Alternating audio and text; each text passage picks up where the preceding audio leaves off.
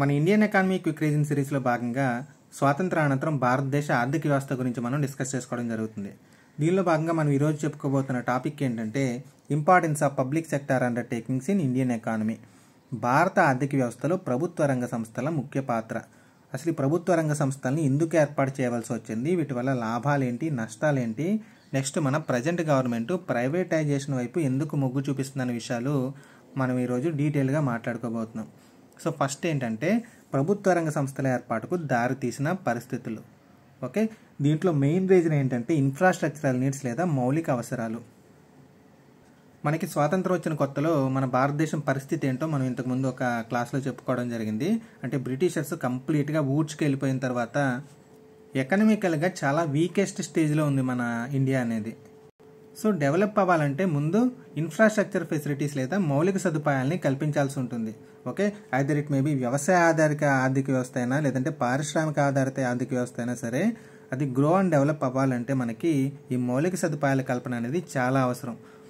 ఇక్కడ మౌలిక సదుపాయాలు అంటే ఏమేమి ఉన్నాయి మనకంటే పవర్ అంటే ఎలక్ట్రిసిటీ కల్పించాలి, నెక్స్ట్ ట్రాన్స్పోర్టేషన్ ఫెసిలిటీస్ని కల్పించాలి, అంటే రోడ్స్, ఈ రవాణా మార్గాలన్నింటినీ ఏర్పాటు చేయాలి.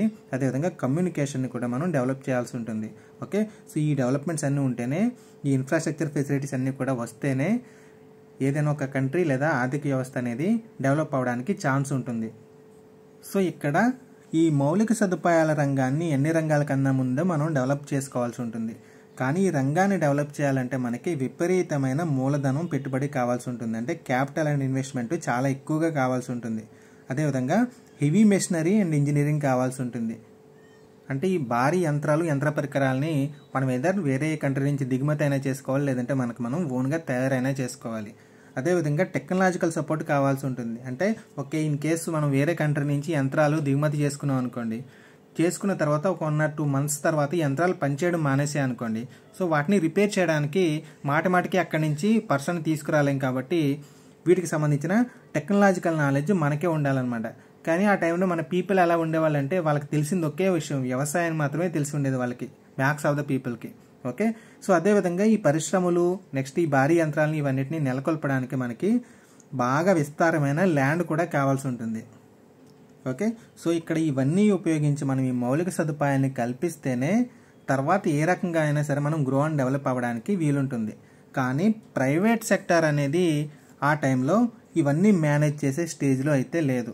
ఎందుకు లేదంటే అసలు ఈ మౌలిక సదుపాయాలను కల్పించడానికి కూడా మనకి మార్కెట్ లేదు, నెక్స్ట్ ప్రజల్లో కొనుగోలు శక్తి లేదు. అంటే in case private sector organization ఏదో ఒకటి వచ్చి ఏదో ఒక బిజినెస్ స్టార్ట్ చేసింది అనుకోండి, వాడు ఏదో ఒక ప్రోడక్ట్ అంటే ఎలక్ట్రిసిటీని ఉత్పత్తి చేశాడు అనుకుందాం, లేదంటే స్టీల్ని ఉత్పత్తి చేశాడు అనుకుందాం, వాటిని కొనేవాడే లేడు ముందు, ఎందుకంటే ప్రజల్లో కొనుగోలు శక్తి లేదు. అదేవిధంగా ఇంతకు ముందే మనం చెప్పుకున్నట్టుగా ఈ పరిశ్రమలన్నీ స్థాపించి యంత్ర పరికరాలన్నీ తీసుకురావాలంటే భారీ పెట్టుబడులు ఉండాలి, స్వదేశీ పెట్టుబడులు ఉండాలి. అదేవిధంగా మన దగ్గర విదేశీ ధనం కూడా ఉండాలి. విదేశీ ధనం దేనికి? విదేశాల నుంచి ఏమైనా యంత్రాలు, యంత్ర పరికరాలు, లేదంటే టెక్నాలజీ ఇలాంటివి దిగుమతి చేసుకోవాలంటే వాళ్ళ కరెన్సీలోనే వాళ్ళకి మనీ ఇవ్వాలి. కాబట్టి విదేశీ ధనం కూడా మన దగ్గర ఉండాల్సి ఉంటుంది. అదేవిధంగా టెక్నాలజీని కొనాలి, నెక్స్ట్ మ్యాన్ పవర్, నైపుణ్యం గల పని వాళ్ళు కావాలంటే వాళ్ళందరికీ కూడా ట్రైనింగ్ ఇచ్చి మనం ఈ పనంతా నేర్పాల్సి ఉంటుంది. సో దీనికోసం కూడా మళ్ళీ ఎవరినెవరినో తీసుకురావాల్సి ఉంటుంది. నెక్స్ట్ అదేవిధంగా ఎంటర్ప్రెన్యూర్షిప్ లేదా వ్యవస్థాపకత అనేది ఉండాలి.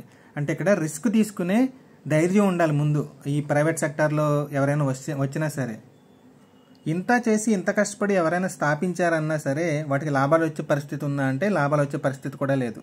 వస్తాయి ఎప్పుడో 10-20 years తర్వాత వచ్చే అవకాశం ఉంది. ఓకే, సో దానికోసం ఎవడు ఇప్పుడు ఒక ప్రైవేట్ పర్సన్ అయితే రిస్క్ తీసుకోలేడు. కానీ మన ఆర్థిక వ్యవస్థ బలోపేతానికి ఈ మౌలిక సదుపాయాలు అనేవి కంపల్సరీ కావాల్సి ఉంటుంది. ఓకే, సో కావాల్సి ఉన్నప్పుడు ఏం చేయాలి? వీటిని ప్రజలందరికీ అలవాటు చేయాలంటే, లేదంటే వేరే ఇతర ఆర్గనైజేషన్స్కి అలవాటు చేయాలంటేను ఎయిదర్ సబ్సిడీలు ఇవ్వాలంటే తక్కువ ధరలో వీటిని అందించాల్సి ఉంటుంది, లేదంటే కంప్లీట్ ఫ్రీగా మనం ఇవ్వాల్సి ఉంటుంది. సో ఈ భారాన్ని ప్రైవేట్ ఆర్గనైజేషన్స్ భరించలేవు అనమాట. సో ఆబ్వియస్లీ ఎవరు భరించాలి వీటిని అంటే గవర్నమెంటే భరించాల్సి ఉంటుంది. ఓకే, సో ఏదైనా ఒక ఉత్పత్తికి సంబంధించిన ఇన్పుట్స్ అన్నీ కూడా గవర్నమెంట్ వేస్తుంది. అదేవిధంగా ఉత్పత్తికి సంబంధించిన సప్లై, డిస్ట్రిబ్యూషన్ అంతా కూడా గవర్నమెంటే చూసుకుంటుంది అనమాట. అంటే ఏ ఏరియాకి కావాలంటే ఆ ఏరియాకి ఈ సప్లైని అన్నీ ప్రొవైడ్ చేసేది బాధ్యత కూడా గవర్నమెంటే తీసుకుంటుంది అనమాట. సో వీటికి మనకి వేరే ఆల్టర్నేటివ్స్ ఏమీ లేవు. కాబట్టి ఈ రంగంలో అంటే ఈ మౌలిక సదుపాయాల రంగంలో, లేదంటే ఇన్ఫ్రాస్ట్రక్చరల్ నీడ్స్ రంగంలో ఈ గవర్నమెంట్ యొక్క మోనోపోలీ అనేది నడిచింది, అంటే ప్రభుత్వ గుత్తాధిపత్యం అనేది నడిచింది.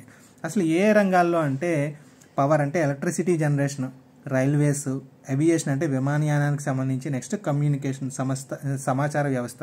ఓకే, సో ఈ 4 రంగాల్లోనూ కూడా ముఖ్యంగా మన గవర్నమెంట్ డామినేషన్ అనేది ఉండేది. ఓకే, ఒక 3-4 దశాబ్దాలు ఇలా గవర్నమెంట్ కంట్రోల్లో ఉన్న తర్వాత వీటిలో లాభాలు రావడం స్టార్ట్ చేసిన తర్వాత అప్పుడు ప్రైవేట్ ఆర్గనైజేషన్స్ కూడా వీటి మీద ఇంట్రెస్ట్ చూపించి వీటిలో పెట్టుబడులు పెట్టడం కానీ కొత్త సంస్థల్ని స్థాపించడం కానీ జరగడం స్టార్ట్ అయిందనమాట. ఫర్ ఎగ్జాంపుల్ తీసుకుంటే ఇప్పుడు ఈ ఏవియేషన్లోను కమ్యూనికేషన్లోను కూడా ప్రైవేట్ సంస్థల డామినేషన్ ఎక్కువ ఉంది గవర్నమెంట్ కన్నా. ఎప్పుడో మన చిన్నప్పుడు మన పేరెంట్స్ చిన్నప్పుడు అయితే మనకు ఓన్లీ బిఎస్ఎన్ఎల్ మాత్రమే ఉండేది కమ్యూనికేషన్కి, అంటే టెలిఫోన్కి. ఓకే, ప్రజెంట్ అయితే రకరకాల నెట్వర్క్స్ వచ్చాయి, బిఎస్ఎన్ఎల్ ఎవరు పట్టించుకోవట్లేదు. అదేవిధంగా మన ఇండియన్ ఎయిర్లైన్స్ పరిస్థితి కూడా అలానే ఉంది. కానీ ఇనీషియల్ స్టేజ్లో మాత్రం కంప్లీట్గా గవర్నమెంటే హ్యాండ్ ఓవర్ చేసుకోవాల్సి వచ్చింది, ఎందుకంటే ఇంతకుముందు చెప్పుకున్నాం కదా లాభాలు ఏమో ఉండవు కాబట్టి. కానీ మన ఇండియా డెవలప్మెంట్కి ఇవన్నీ మస్ట్ కాబట్టి. ఓకే, సో ఇప్పటిదాకా మనం ఇన్ఫ్రాస్ట్రక్చరల్ నీడ్స్ లేదా మౌలిక అవసరాల గురించి చెప్పుకున్నాం. నెక్స్ట్ ఏంటంటే పారిశ్రామిక అవసరాలు లేదా ఇండస్ట్రియల్ నీడ్స్. ఓకే, ఇక్కడ మనం లాస్ట్ 2 క్లాసెస్ బ్యాక్ చెప్పుకున్నాం, మన ఇండియాకి ఆర్థిక వ్యవస్థకి ప్రైమ్ మూవింగ్ ఫోర్స్గా మనం ఇండస్ట్రియల్ సెక్టార్ని చూజ్ చేసుకోవడం జరిగింది. ఎందుకు చూజ్ చేసుకుందాం అనేది కూడా మనం ఆల్రెడీ డిస్కస్ చేసుకున్నాము. సో ఈ ఇండస్ట్రియల్ సెక్టార్కి సంబంధించి కొన్ని ఏరియాస్లో గవర్నమెంటే పెట్టుబడి పెట్టాల్సి వచ్చిందనమాట. కొన్ని పారిశ్రామికీకరణకి వెరీ ఇంపార్టెంట్ ఇండస్ట్రీస్ ఉంటాయి, లైక్ సిమెంట్ కానీ స్టీల్ కానీ.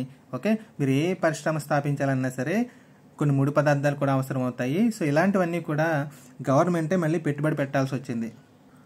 ఏంటంటే అవి రిఫైనరీ ప్రోడక్ట్స్ అంటే ముడి పదార్థాలు, next electricity, steel, coal, crude oil, cement, natural gas, next fertilizers దేనికంటే వ్యవసాయ అభివృద్ధికి అవసరం అవుతాయి కాబట్టి. ఓకే, ఇవన్నీ కూడా మనకి పారిశ్రామికీకరణకి ఎక్కువ ఇంపార్టెంట్ కాబట్టి వీటిని ఏమంటాం అంటే బేసిక్ ఇండస్ట్రీస్ అంటాం. ఓకే, సో ఇనీషియల్ స్టేజ్లో ఈ బేసిక్ ఇండస్ట్రీస్ మీద కూడా వేరే పెట్టుబడి పెట్టడానికి ఎవరు ముందుకు రాక మన ఇండస్ట్రియలైజేషన్కి మన డెవలప్మెంట్కి ఇవి చాలా నెసరీ కాబట్టి వీటి మీద కూడా గవర్నమెంటే పెట్టుబడి పెట్టాల్సి వచ్చింది. కాకపోతే ఇక్కడ మనకి కొన్ని ఎక్సెప్షన్స్ ఉన్నాయి. అవి ఏంటంటే ఫర్ ఎగ్జాంపుల్ మనం సిమెంట్ ఇండస్ట్రీని తీసుకుంటే సిమెంట్ ఇండస్ట్రీని పరిశ్రమలకే కాదు మనం గృహావసరాలకు కూడా వాడుకుంటాం కాబట్టి దీంట్లో ప్రైవేట్ సెక్టార్ ఇన్వాల్వ్మెంట్ కూడా బాగానే ఉండేదన్నమాట. అంటే ఇందులో అప్పటికి కూడా లాభాలు వస్తున్నాయి కాబట్టి ప్రైవేట్ సెక్టార్ పీపుల్ కూడా ఈ సిమెంట్ ఇండస్ట్రీస్ మీద ఎక్కువ ఇంట్రెస్ట్ చూపించేవాళ్ళు అనమాట. సో ఈ స్ట్రెంత్ ప్రైవేట్ సెక్టార్లో కూడా బాగానే ఉంది. కానీ ఐరన్ అండ్ స్టీల్ ఇండస్ట్రీ చూసుకుంటే ఓన్లీ ఒకే ఒక ప్రైవేట్ పరిశ్రమ ఉండేది మనకి స్వాతంత్రం వచ్చిన కొత్తలో. నెక్స్ట్ కోల్ ఇండస్ట్రీ ఏమో కంప్లీట్గా ఈ ప్రైవేట్ సెక్టర్ ఆధీనంలోనే ఉండేది.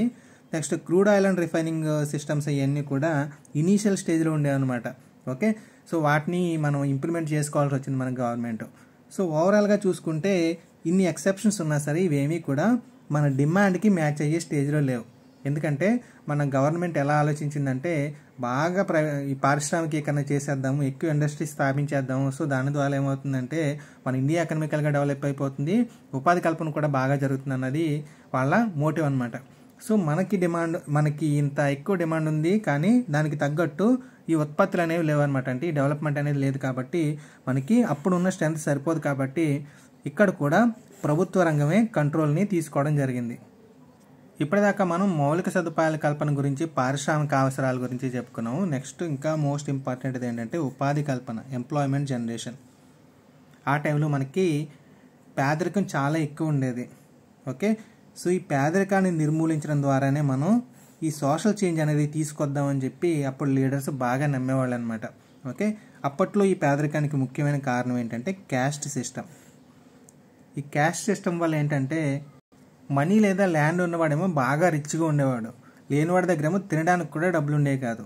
ఓకే, ఇక్కడ మన గుర్తుపెట్టుకోవాల్సిన పాయింట్ ఏంటంటే ఆ టైంలో మన స్వాతంత్రం వచ్చిన కొత్తలో 80% ఆఫ్ ద పీపుల్ వ్యవసాయం మీదే ఆధారపడి ఉండేవాళ్ళు. కానీ అందరి దగ్గర ల్యాండ్ ఉండేదా అంటే ల్యాండ్ అందరి దగ్గర ఉండేది కాదు. ఈ ల్యాండ్ ఎవరి దగ్గర ఉండేదంటే ఓన్లీ అప్పర్ క్యాస్ట్ పీపుల్ దగ్గర మాత్రమే ఉండేది, ఈ భూస్వాముల దగ్గర మాత్రమే ల్యాండ్ ఉండేది. సో మిగతా వాళ్ళందరూ ఏం చేసేవాళ్ళు అంటే మిగతా కేటగిరీస్ వాళ్ళందరూ ఈ అప్పర్ క్యాస్ట్ దగ్గర పని చేయడం జరిగేది, కూలి పని అని చెప్పొచ్చు. సో దీన్ని అవాయిడ్ చేయడానికి, సోషల్ చేంజ్ తీసుకురావడానికి మన గవర్నమెంట్ ఏం చేసిందంటే 2 విధానాలని అవలంబించడం జరిగింది. ఫస్ట్ది ఏంటంటే భూ సంస్కరణ చట్టాలు. వీటి ద్వారా ఏంటి, ఎవరి దగ్గరైనా ఎక్కువ ల్యాండ్ ఉంటే వాటిని గవర్నమెంట్ స్వాధీనం చేసుకుని పేదలకు పంచిపెట్టడం జరిగేది. నెక్స్ట్ సెకండ్ది ఏంటంటే గవర్నమెంట్ ఉద్యోగాల్లో రిజర్వేషన్స్. అంటే ఇంతకుముందు మనం పరిశ్రమలు స్థాపించుదాం అనుకుంది కదా గవర్నమెంట్. సో ఇలాంటి పబ్లిక్ సెక్టార్ అండర్టేకింగ్స్ అన్నింటిలోనూ అంటే ప్రభుత్వ రంగ సంస్థలు అన్నింటిలోనూ కూడా ఇలా వెనుకబడిన పీపుల్కి రిజర్వేషన్స్ కల్పిద్దామని చెప్పి గవర్నమెంట్ డిసైడ్ అవ్వడం జరిగిందనమాట. సో దీని ద్వారా ఏమవుతుంది, మనకి సోషల్ చేంజ్ వస్తుంది, ఎకనామికల్గా కూడా డెవలప్ అవుతామని చెప్పి మన లీడర్స్ భావించడం జరిగింది. ఓకే, ఇప్పటిదాకా బాగానే ఉంది. గవర్నమెంట్ అన్నీ కూడా నేనే చేసేస్తా అంటుంది. మరి గవర్నమెంట్కి మాత్రం మనీ ఎక్కడి నుంచి వస్తాయి? ఆ టైంలో మన సిచ్యువేషన్ ఆల్రెడీ చెప్పుకున్నాం కదా. అంటే దీనికి వాళ్ళు కనిపెట్టిన సొల్యూషన్స్ మొత్తం 4 ఉన్నాయి. ఫస్ట్ది ఏంటంటే ట్యాక్సేషన్, అంటే మనకి ట్యాక్స్లు వేసి వాటి ద్వారా వచ్చిన మనీని ఈ ప్రభుత్వ రంగ సంస్థల ఎస్టాబ్లిష్మెంట్కి వాళ్ళు యూజ్ చేసుకోవడం జరుగుతుంది. నెక్స్ట్ వచ్చేసి ఇంటర్నల్ బారోయింగ్, అంటే ప్రభుత్వ ఆస్తులని బేస్ చేసుకుని మన ఇండియాలోనే వాళ్ళు మనీని జనరేట్ చేసుకోవడం అనమాట. ఎక్స్టర్నల్ బారోయింగ్ అంటే బయట నుంచి అప్పులు తీసుకోవడం, అంటే విదేశాల నుంచి అప్పులు తీసుకురావడం. Next printing of fresh currencies. ఇక్కడ ప్రింటింగ్ ఆఫ్ ఫ్రెష్ కరెన్సీస్ అంటే మన ఇష్టం వచ్చినట్టు కరెన్సీస్ ప్రింట్ చేసుకోవడానికి లేదు. ఎక్కువ ప్రింట్ చేసుకుంటే మళ్ళీ ఇన్ఫ్లేషన్ లాంటి ప్రాబ్లమ్స్ వస్తాయి. ఓకే, సో దానికి సెట్ అయిన రూల్స్ అండ్ రెగ్యులేషన్స్ ఉంటాయి. వాటి గురించి మనం ద్రవ్యం అనే టాపిక్లో డీటెయిల్గా మాట్లాడుకుందాం. Okay, so as of now అయితే ఈ ప్రభుత్వ రంగ సంస్థలో ఫండ్స్ జనరేట్ చేయడానికి ఈ 4 ఆప్షన్స్ని మన గవర్నమెంట్ చూజ్ చేసుకోవడం జరిగింది. ఓకే, ఎందుకు ఇంత కష్టపడటం అంటే నెహ్రూకి ఆ టైంలో ఒక ఒపీనియన్ ఉండేదన్నమాట. అంటే పారిశ్రామికీకరణ ద్వారా మన ఇండియా అనేది త్వరితగతిన అభివృద్ధి చెందుతుందన్న ఒపీనియన్ ఉండేది నెహ్రూకి.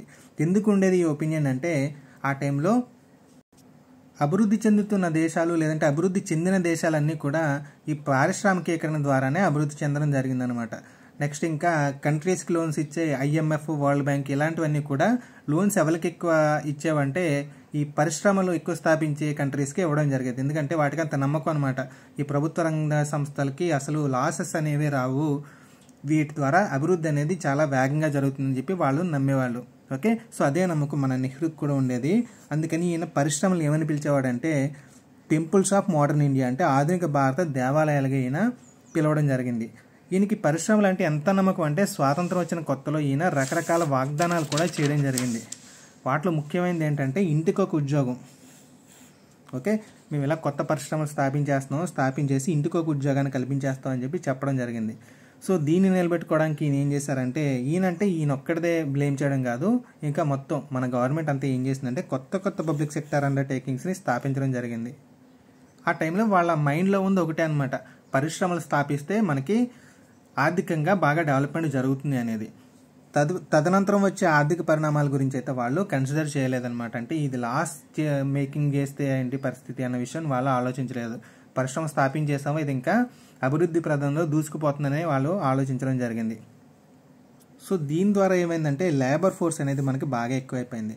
ఓకే, సో వీళ్ళకి జీతాలు ఇవ్వడానికి, పెన్షన్స్ ఇవ్వడానికి, PFలు ఇవ్వడానికి కొన్నిసార్లు ఈ మనకు వచ్చే ఆదాయం, ఈ ప్రభుత్వ రంగ సంస్థల నుంచి వచ్చే ఆదాయం సరిపోయేది కాదు. సో దీనికి అడ్జస్ట్మెంట్కే వాళ్ళకి వచ్చే లాభాలన్నీ కూడా అయిపోయాయి అన్నమాట. అంటే ఇక్కడ కొన్ని ప్రభుత్వ రంగ సంస్థలు ఉన్నాయంటే బాగా విపరీతమైన లాభాలని తీసుకురావడం జరిగేది, కొన్ని ఏమో అతి తక్కువ లాభాలని తీసుకొచ్చేవి, కొన్ని అయితే పూర్తిగా నష్టాల్లో నడిచేవి అనమాట. కానీ మరి ఎంప్లాయీస్ అందరూ ఉన్నారు, వీళ్ళకి జీతాలు, బచ్చాలు ఇలాంటివన్నీ ప్రొవైడ్ చేయాలి. కాబట్టి ఏం చేసేవాళ్ళు అంటే వాళ్ళు ప్రాఫిట్ మేకింగ్ PSUస్లో వచ్చిన ప్రాఫిట్ని తీసుకెళ్ళి ఈ లాస్ మేకింగ్ PSUస్లో వాళ్ళు ఇన్వెస్ట్ చేయడం జరిగేది. ఓకే, సో దీని గురించి మనం తర్వాత డిస్కస్ చేసుకుంటాము. యాజ్ ఆఫ్ నౌ అయితే మనకి పారిశ్రామికీకరణ అనేది అనుకున్నంత సక్సెస్ కాలేదని గుర్తుపెట్టుకుంటే సరిపోతుంది. నెక్స్ట్ 4th పాయింట్ ఏంటంటే సామాజిక రంగం. ఓకే, ఈ సామాజిక రంగం అభివృద్ధి చెందాలన్నా డెవలప్ అవ్వాలన్నా కూడా ఈ పరిశ్రమలే నమ్ముకున్నారు మన లీడర్స్ అనేవాళ్ళు. ఓకే, ఎందుకంటే ఈ పరిశ్రమల్లో కానీ మనీ ఇన్వెస్ట్ చేస్తే దీన్ని మనం ఆదాయ వనరుల కింద కన్సిడర్ చేయొచ్చు ఈ పరిశ్రమల్ని. అంటే వీటి ద్వారా మనకి రెవెన్యూ అనేది జనరేట్ అవుతుంది, అదేవిధంగా ఆస్తులు కూడా కల్పించుకోవడం అవుతుంది కదా అని. అంటే ఎసెట్ క్రియేషన్ అంటాం దీన్ని. అంటే ఫర్ ఎగ్జాంపుల్ నేను ఒక సిమెంట్ ఫ్యాక్టరీ లేదా స్టీల్ ఫ్యాక్టరీ స్టార్ట్ చేశాను అనుకుందాం. ఓకే, సో ఇక్కడ ఆదాయ వనరులు అంటే ఏ విధంగా వస్తాయి, నాకు ఆ ఫ్యాక్టరీ తయారు చేసిన సిమెంట్ లేదా స్టీల్ అమ్మడం వల్ల వస్తాయి. నెక్స్ట్ మరి ఇక్కడ నాకున్న ఆస్తి ఏంటంటే ఆ ఫ్యాక్టరీ నా పేరు మీద ఉంటుంది కాబట్టి అది నా ఆస్తి కింద నేను కన్సిడర్ చేయొచ్చు కదా. ఓకే, సో ఈ విధంగా వాళ్ళు ఆలోచించారనమాట. సో ఇలా ఈ పరిశ్రమలు స్థాపించడం వల్ల మనకు వచ్చే లాభాలను ఏం చేద్దామని వాళ్ళు డిసైడ్ అయ్యారంటే సోషల్ గుడ్స్, అంటే ఎడ్యుకేషన్కి, హెల్త్ కేర్కి, పోషకాహారానికి, డ్రింకింగ్ వాటర్కి, సామాజిక భద్రతకి, వీటన్నిటికీ కూడా వినియోగించవచ్చు అని చెప్పి వాళ్ళు కన్సిడర్ చేయడం జరిగింది. సో సింపుల్గా చెప్పాలంటే ఈ పబ్లిక్ సెక్టార్ అండర్టేకింగ్స్ లేదా ప్రభుత్వ రంగ సంస్థలు అనేది సామాజిక రంగాభివృద్ధికి ముఖ్య ఆదాయ వనరులుగా మన లీడర్స్ భావించడం జరిగింది. సో ఇలా భావించి ఏం చేశారంటే విపరీతంగా ఈ పరిశ్రమల్ని స్థాపించేయడం జరిగింది. సో విపరీతంగా పరిశ్రమలు ఎప్పుడైతే స్థాపించారో వాటికి విపరీతంగా లాసెస్ రావడం మొదలైంది. సో లాసెస్ ఎప్పుడైతే వచ్చాయో వాటి నుంచి మనం లాభాలు తీసుకోవడం దేవుడెరుగు, వాటికి మళ్ళీ ఇంకా మనమే బడ్జెటరీ సపోర్ట్స్ ఇవ్వాల్సి వచ్చేది అనమాట. అంటే గవర్నమెంట్ నుంచి ఇంకా ఎక్స్ట్రా మనీ వాటికి ఇవ్వాల్సి వచ్చేది. Okay, so next point, rise of the private sector. Okay, ఇక్కడ ప్రైవేట్ సెక్టర్ డెవలప్ అయితే కనుక ఆబ్వియస్లీ ఆ ఏరియా మొత్తం దాని ద్వారా, ఆ రాష్ట్రం మొత్తం దాని ద్వారా, ఆ దేశం మొత్తం డెవలప్ అవుతుంది. కానీ ఇక్కడ ప్రైవేట్ సెక్టారు డెవలప్మెంట్ అంటే వాళ్ళు ముందు పరిశ్రమలు స్థాపించడానికే వాళ్ళు వెనకడుగేస్తారు. ఎందుకంటే ఇక్కడ మౌలిక సదుపాయాలు ముడిసరుకు ఉండదు కాబట్టి. ఇంతకుముందు మనం చెప్పుకున్నాం కదా, ఈ గవర్నమెంట్ పిఎస్యూస్ వల్ల ఏమైందంటే ఈ మౌలిక సదుపాయాలు ముడిసరుకు ఇవన్నీ కూడా గవర్నమెంట్ వాళ్ళే ప్రొవైడ్ చేయడం జరిగింది. సో ఆబ్వియస్లీ ఏమవుతుంది, ప్రైవేట్ సెక్టర్ ఇండస్ట్రీస్కి ప్రోత్సాహం అనేది లభిస్తుంది అనమాట. సో ఈ ప్రోత్సాహం వల్ల ఈ ప్రైవేట్ సెక్టర్ కూడా బిజినెస్ స్టార్ట్ చేస్తుంది. సో దీనివల్ల మనకి రెవెన్యూ జనరేషన్ అనేది జరిగి ఎకనామికల్గా డెవలప్మెంట్ అనేది వస్తుంది. ఇది చాలా దూరదృష్టి కలిగిన టార్గెట్. చాలా ఎక్కువ టైం పట్టింది ఈ టార్గెట్ని రీచ్ అవ్వడానికి. బెస్ట్ ఎగ్జాంపుల్ ఇంతకు ముందు చెప్పుకున్నాం కదా, టెలికమ్యూనికేషన్ రంగం. ఓకే, ఇనీషియల్గా ఏంటి మనకి బిఎస్ఎన్ఎల్ ఒకటే ఉండేది, అదే దగ్గర 4-5 దశాబ్దాల పాటు అదే కంటిన్యూ అయింది, లాభాలు వచ్చినా రాకపోయినా. ఓకే, ఎందుకంటే అది కూడా one of the infrastructural need కాబట్టి. కానీ రీసెంట్ టైమ్స్లో లాభాలు ఎప్పుడైతే జనరేట్ అవడం మొదలయ్యాయో ఆటోమేటిక్గా ప్రైవేట్ ఆర్గనైజేషన్స్ కూడా దీంట్లో ఇన్వాల్వ్ అవ్వడం మొదలెట్టారు. ప్రజెంట్ సిచ్యువేషన్ ఎలా ఉందంటే కంప్లీట్గా ఈ బిఎస్ఎన్ఎల్ని పక్కకు తోసేసి ఈ ప్రైవేట్ సెక్టరే డామినేట్ చేయడం స్టార్ట్ చేశారు. ఓకే, ఇదంతా వేరే వెర్షన్. అసలు ఆ టైంలో గవర్నమెంట్ మైండ్ సెట్ ఎలా ఉండేది అనేది మాట్లాడుకుంటున్నాం కాబట్టి. సో ఇంతకుముందు ఏంటి, పబ్లిక్ సెక్టార్ అండర్టేకింగ్స్ అంటే ప్రభుత్వ రంగ సంస్థల్ని డెవలప్ చేయడం జరిగింది. దీని ద్వారా ప్రైవేట్ సెక్టార్ కూడా డెవలప్ అయిపోయింది. సో ఇలా రెండు డెవలప్ అయిపోతే ఏమవుతుంది, ఆటోమేటిక్గా ఇండస్ట్రియలైజేషన్ లేదా పారిశ్రామికీకరణ అనేది వచ్చేస్తుంది. సో ఇలా పారిశ్రామికీకరణ వచ్చేస్తే ఏమవుతుందంటే సెల్ఫ్ సఫిషియన్సీ అనేది వస్తుంది, అంటే స్వయం సమృద్ధి అనేది వస్తుంది. అంటే మనకి కావాల్సిన ఐటమ్స్ అన్ని కూడా మనమే తయారు చేసుకునే కెపాసిటీ వచ్చేస్తుంది. సో దట్ మనం వేరే కంట్రీస్ మీద డిపెండ్ అవ్వక్కర్లేదు.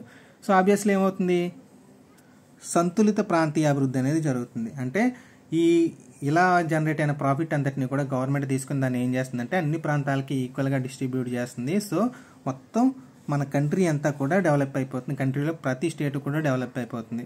ఓకే, ఇంకా చిన్న తరహా కుటీర పరిశ్రమల్లోకి ప్రోత్సాహం ఎక్కువ అవుతుంది. సో దీని ద్వారా ఏంటి, సెల్ఫ్ ఎంప్లాయ్మెంట్ జనరేషన్ జరుగుతుంది, దీని ద్వారా ఉపాధి కల్పన అనేది జరుగుతుంది. నెక్స్ట్ తక్కువ స్థిరమైన ధరలు, అంటే ఏదైనా ఒక ప్రోడక్ట్ని మనమే తయారు చేసుకున్నాం అనుకోండి, అది చాలా తక్కువ ధరకే మనకి అవైలబుల్ ఉంటుంది, రేట్స్ కూడా పెద్దగా చేంజ్ కావు. నెక్స్ట్ అదేవిధంగా బ్యాలెన్స్ ఆఫ్ పేమెంట్లో సమతుల్యత. ఇక్కడ బ్యాలెన్స్ ఆఫ్ పేమెంట్స్ అంటే ఏంటంటే మనకి విదేశాల నుంచి వచ్చే అమౌంట్, అదేవిధంగా విదేశాలకి మనం చెల్లించే అమౌంట్ కూడా ఈక్వల్గా ఉంటే దాన్ని మనం బ్యాలెన్స్ ఆఫ్ పేమెంట్స్ అంటాం. ఓకే, ఇక్కడ క్లియర్గా అర్థం చేసుకునే ప్రయత్నం చేయండి. మనం విదేశాలకు ఎక్కువ అమౌంట్ ఇస్తున్నాం అంటే విదేశాల నుంచి ఎక్కువ ఐటమ్స్ దిగుమతి చేసుకుని మనం ఎక్కువ అమౌంట్ విదేశాలకు చెల్లిస్తున్నాం అనుకోండి, ఏమవుతుంది, మనం ఎక్కువ డబ్బులు విదేశాలకి పే చేస్తున్నాం కాబట్టి మనకి లాస్ అనమాట. అలా కాకుండా మనం ఎక్కువ విదేశాలకు ఎగుమతి చేస్తున్నాం అనుకోండి, అంటే విదేశాల నుంచి ఎక్కువ మనీ మనకు వస్తుంది. సో అది మనకి ప్రాఫిట్ అనమాట. ఓకే, సో ఈ రెండు మ్యాక్సిమం ఈక్వల్గా ఉండేలాగా ట్రై చేయాలి, ఎక్కువ ఉంటే ఇంకా ప్రాబ్లమే లేదు. ఓకే, సో ఇవన్నీ కూడా మనకి ఎలా నెరవేరుతాయంటే ఈ public sector, private sector organizations development వల్ల ఇండస్ట్రియలైజేషన్ అనేది జరగడం వల్ల ఈ రకమైన డెవలప్మెంట్ ఉంటుందని చెప్పి మన లీడర్స్ భావించడం జరిగింది.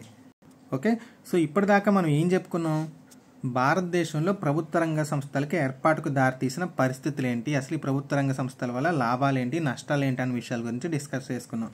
ఓకే, కానీ రీసెంట్ టైమ్స్లో సిచ్యువేషన్స్ అన్నీ కూడా చేంజ్ అవుతూ వచ్చాయన్నమాట. అంటే ప్రజెంట్ ప్రైవేటైజేషన్ ఎందుకు చేస్తున్నాం అనేది.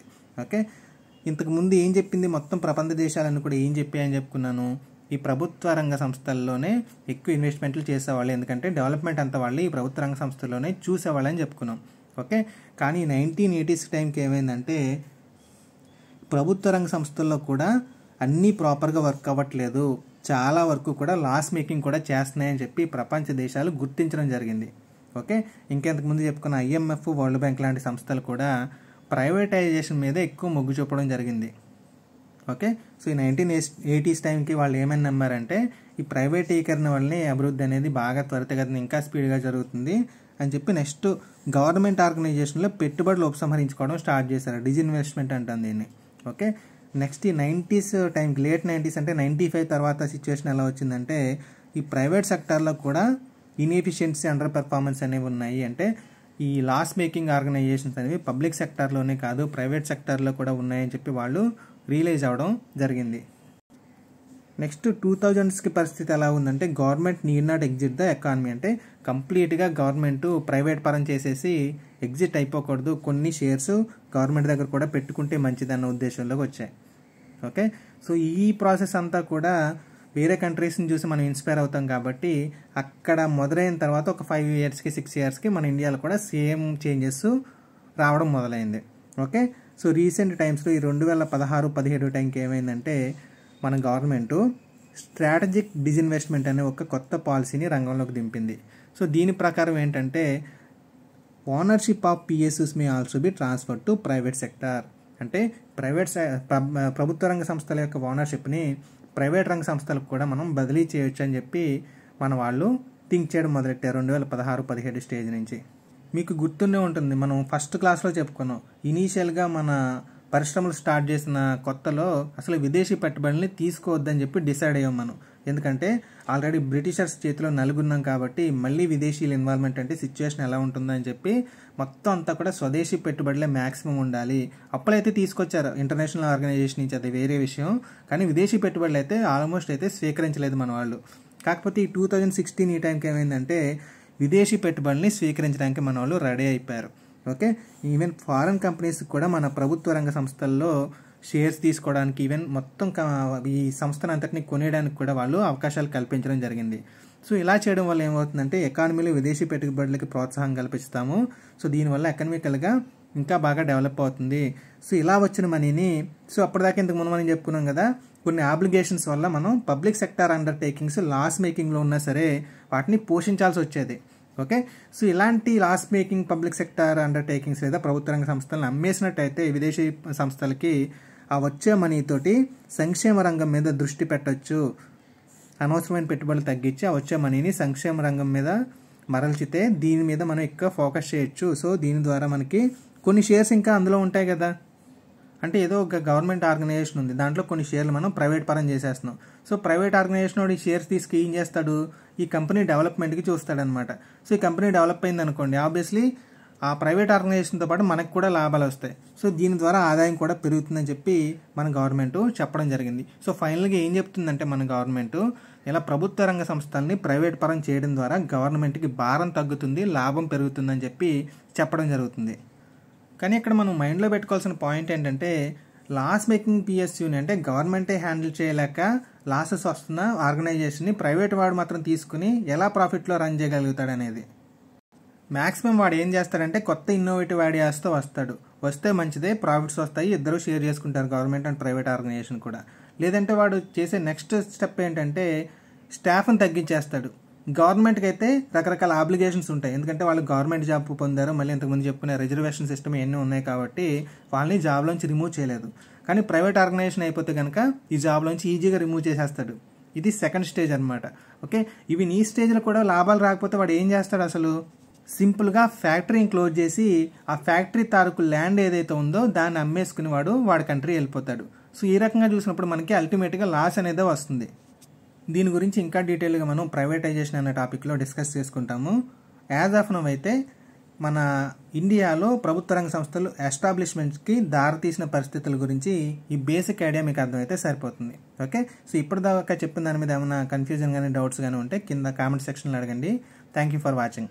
నెక్స్ట్ క్లాస్ నుంచి వీలైతే మనం ప్రణాళికలు స్టార్ట్ చేద్దాం.